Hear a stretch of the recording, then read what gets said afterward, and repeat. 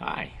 Well, I wanted to do this update real quick before the beginning of this video, just to kind of let everybody know what's been going on. I am currently in New Jersey somewhere. I'm not sure the name of the town here. Today is July 15th. The videos themselves, episode 11 ended, I believe, on May 22nd. So I'm about 2 months behind on videos, based on where the videos stopped and where I actually am. I have a ton of footage to go through and edit some more videos together. So that's what I'm doing here in this town. I'm gonna take 2 days off and hopefully get a good number of videos done so I can get them updated and uploaded. I just got off about a 10-day break from the trail. I spent a week with my kids. I flew them up to Richmond, Virginia, and we spent a week just going to water parks, amusement parks, go-karts, zoo, zip lining, all the fun stuff that you get to do in the summer. So that was awesome. I really needed a break from the trail, and I needed to see them. And so we got to see each other and spend a good week together. So that was awesome. So I'm going to dedicate one episode of Livin with Vida, Hobo to that visit. I just have to get caught up to get to it. So I'm going to shoot for getting 3 videos done. And that's my goal. So I'm going to get busy on these videos. I just want to let everybody know what was going on. And yeah, that's it. Okay.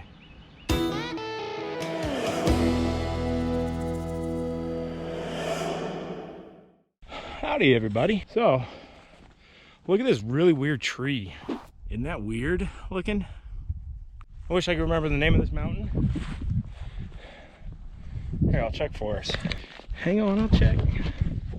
This is Apple Orchard Mountain. I guess these might be apple trees, maybe? I don't know. We are heading to Glasgow. It's about 16 miles or so from here, maybe less, maybe 15 now, but should be there either tonight or tomorrow morning. And yeah, just want to give a quick update. Alrighty. Looks like the world's biggest soccer ball, doesn't it? It's a radar facility, probably well, there's lots of antenna there, but it's probably a Doppler radar for weather. So anyway, check in later. As always, I'm heading that way. Down here too, maybe even better.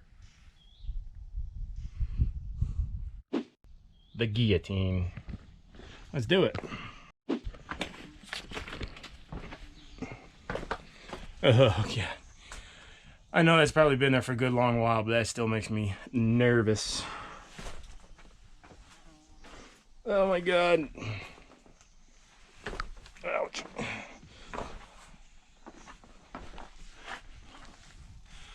Oh God.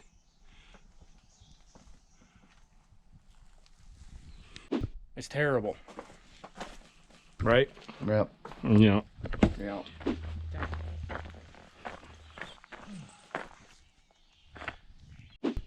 Home, done for the day. So home has a problem. All this beautiful ground down here to camp on, if you can see, it's all gorgeous ground. The problem is, it's surrounded by dead, massive trees. Dead tree, big, empty, hollow, dead tree.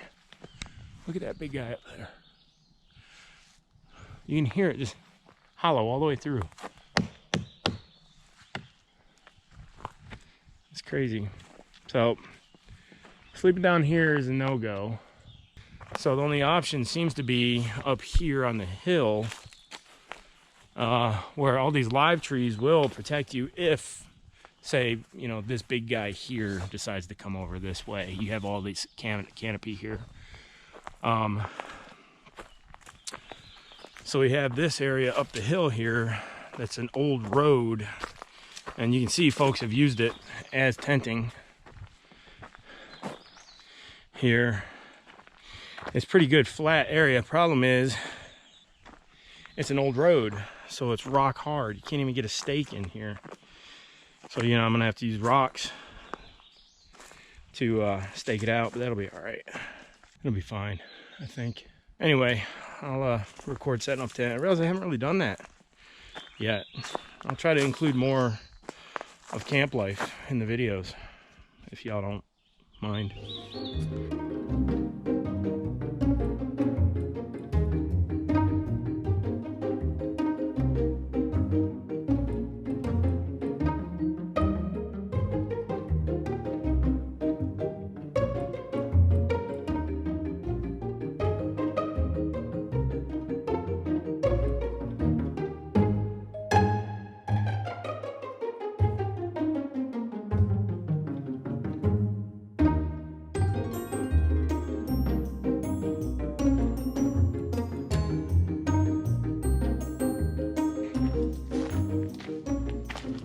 That's it.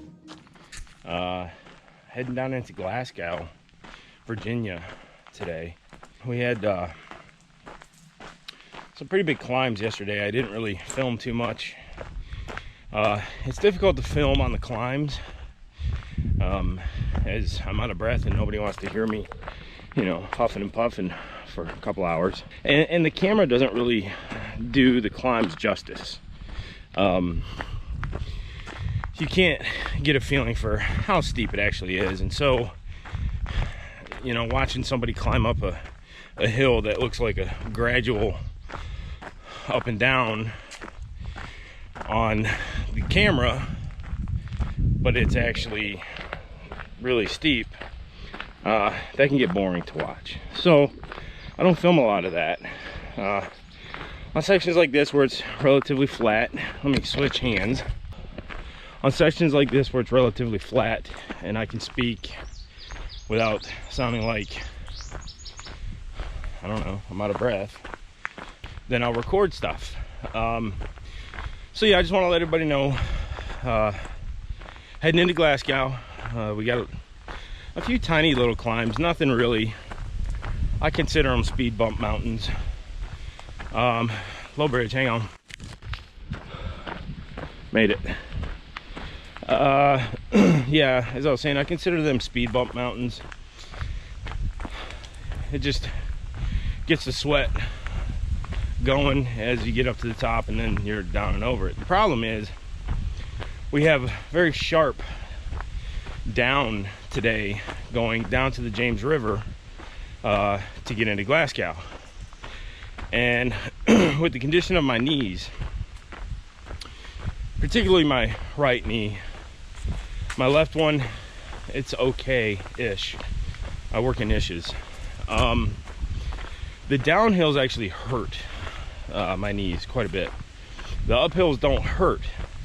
They're just aerobically exhausting. So the downhills are where the pain's involved. But I've still got the brace. I keep it on every day. I tried hiking without it once recently, and it was okay at first, but then it sort of really came in strong, the pain.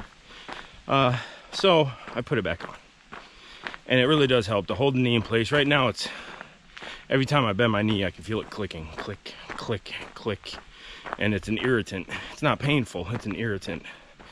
The pain comes in when the tendon below the patella, I don't know what it's called, that's where the pain is mostly centralized, and then also just above the knee and to the inside of the leg, knee height.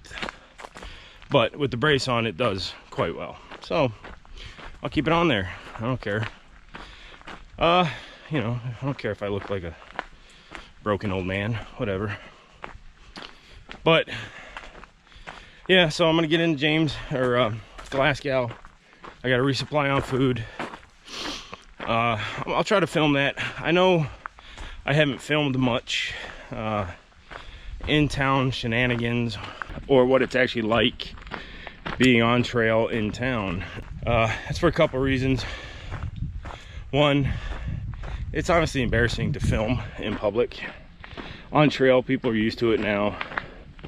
So if I come up on somebody while I'm filming, people expect it. Honestly, it's quite common out here.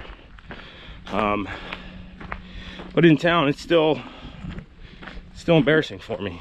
I'll do it a little bit occasionally.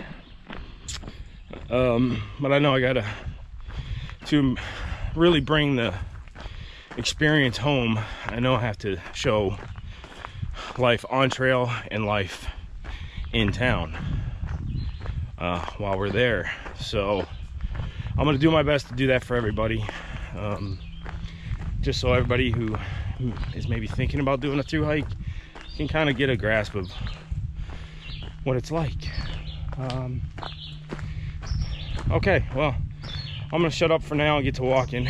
I've got about 7.5 more miles to get down to the James River, and then it's about a 5-mile road walk, unless I can hitch, to get into Glasgow. Maybe not 5 miles, maybe a little bit less. Either way, we'll see. But there's about 4 of us back there at the camp that were myself and Wolverine stayed, that are going in. Actually, yeah, 5 of us total. Everyone's going into Glasgow to get food. It's been a fairly long stretch in between towns, so we're all running low on food. Quite low. But it's only 7.5 miles. You can hike that dehydrated, starved, and on one leg, right? No problem. All right, check in later. Well, there's the James River footpath bridge. I'm glad I'm not on it just yet. Oh, actually it's separated from the train tracks a bit, I guess. I can't really tell from here, but anyway. Just about there. So 7.5 miles in just over 2 hours.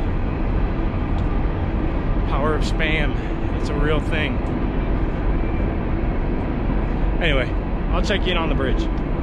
Yeah, I will. I promise, I will. It's okay, I promise, I will. Okay. All right, bye.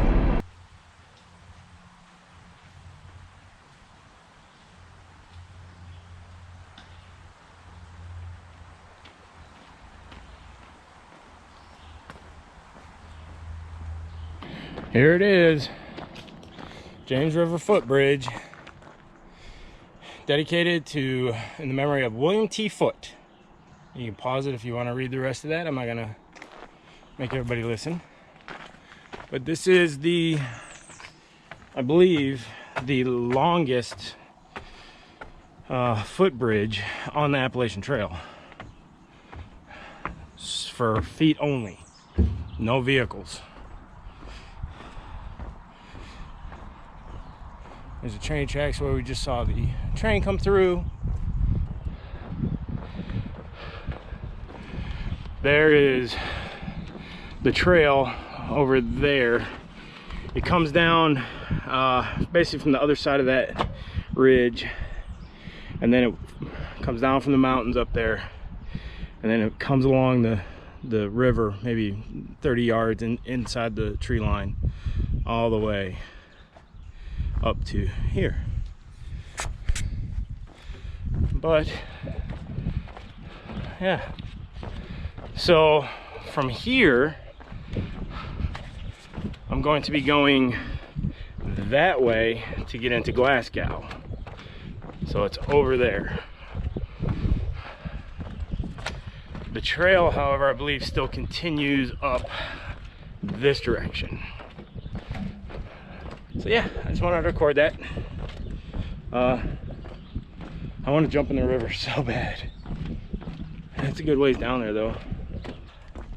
I'll check in once I get checked into town somewhere, figure out what I'm doing, and change the batteries. The battery's about to die in the GoPro, so we'll be all right though. I told you I would check in later, right? All right, I did.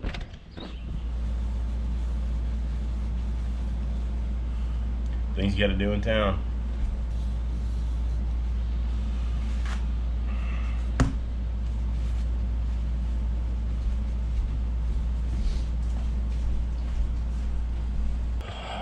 The Great Purge. I actually have beard stuff in your recording. Yeah, nope, not. That's why it's blinking red. Right? No, it's not. It doesn't do that. It does. You can't get good candid shots with a GoPro sticking in people's face. Morning.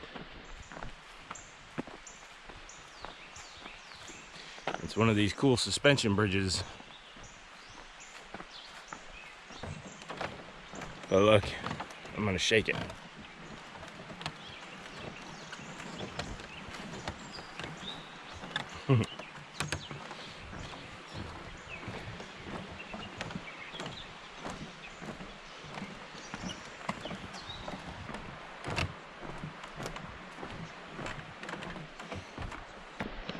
All right, I'm gonna get to hiking.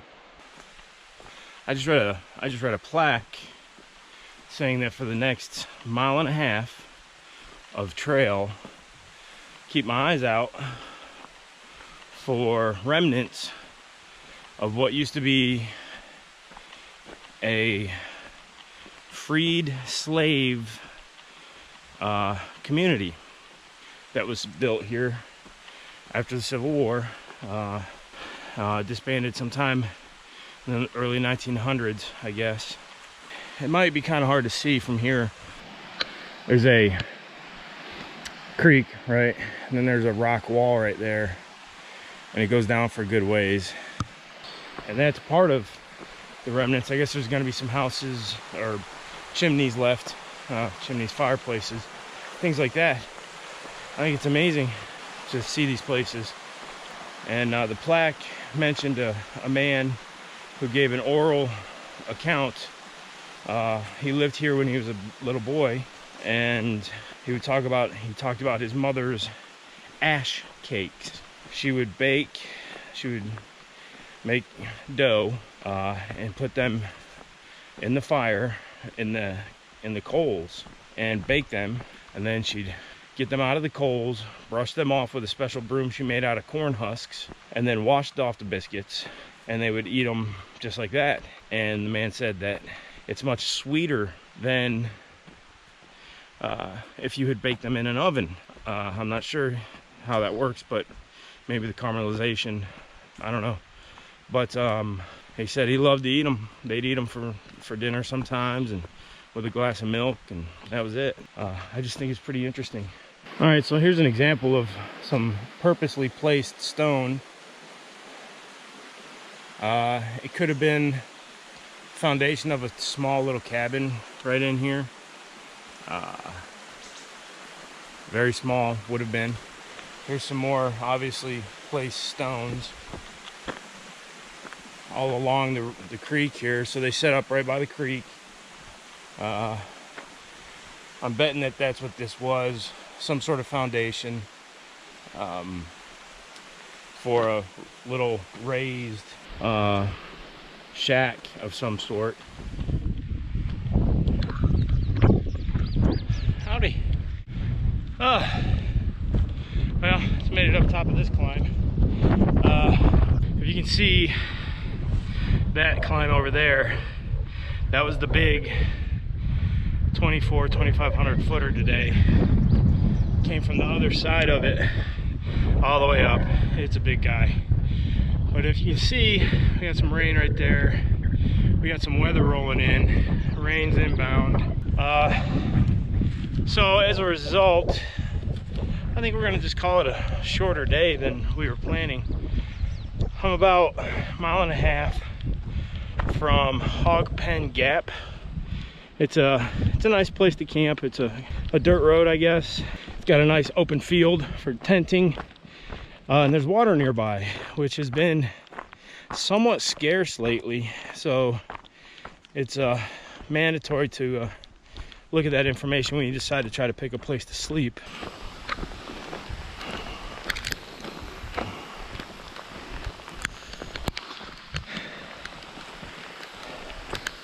They caught up to me. I was a little concerned crossing some of these open balls just now because this was an electrical storm, much of lightning. But I think that part's past. I'm starting to see some clear sky now I'm in, but some more dark behind it. So I got, I don't know, half a mile down to where I'm gonna set up camp. Oh, look at that sun. It's incredible. Anyway, I'm gonna get camp set up quick and get inside, I guess. See if this rain will pass. If not, good deal. Going to bed early. Hopefully I'll have signal down there too. Being a field and all open with signal should be good. So anyway, I'll check in when I get there.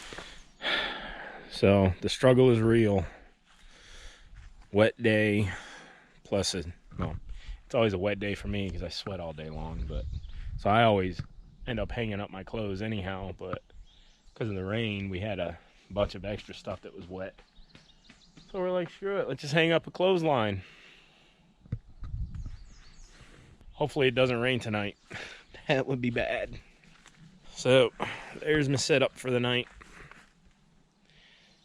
Anyway, no signal, so no phone calls. Kind of pisses me off. Anyway, I guess I'll listen to my ebook or something. I'll listen to my audiobook. Alrighty. So everyone always wants to know, hey, what do you super hikers eat for dinner? Well, if it's, in his case, it's crap you found on the road, really. Basically ramen and potatoes. I'm doing basically ramen and Spam. Delicious. Fills you up though. Then you can go to bed. That's pretty much it. Maybe have some dessert.